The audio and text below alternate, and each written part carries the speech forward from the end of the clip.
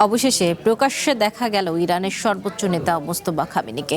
দেশটির আধা সরকারি সংবাদ সংস্থা মেহের নিউজ তার একটি ভিডিও প্রকাশ করেছে। অনেকদিন ধরেই খামেনির শারীরিক অবস্থা নিয়ে নানা গুঞ্জন ছিল।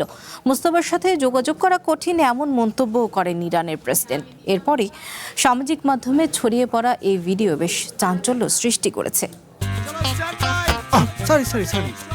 লাইফে কখন কি হয় গ্যারান্টি আছে, তাই ইন্স্যুরেন্স করুন সিটি ব্যাংকে, কারণ ইন্স্যুরেন্স করলে সিটিতে সুরক্ষা পাবেন নিশ্চিতে।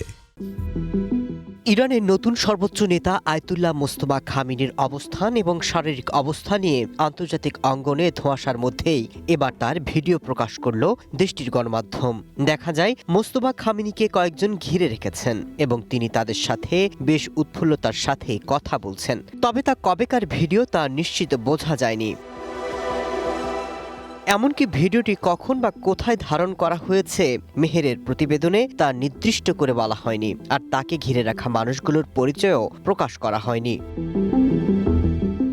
শুক্রবার ইসরায়েলি সংবাদ মাধ্যমের প্রতিবেদনে দাবি করা হয় খামেনির শারীরিক অবস্থা অত্যন্ত সংকটজনক। জেরুজালেম পোস্ট ইরানের গণমাধ্যম এবং প্রেসিডেন্ট মাসুদ পেজেশকিয়ানের প্রশাসনের ঘনিষ্ঠ সূত্রের বরাতে জানায়, ইরানের নেতৃত্বের মধ্যে খামেনির স্বাস্থ্য নিয়ে উদ্বেগ তৈরি হয়েছে। তবে ভিডিওতে খামেনিকে অসুস্থ বা আহত মনে হয়নি।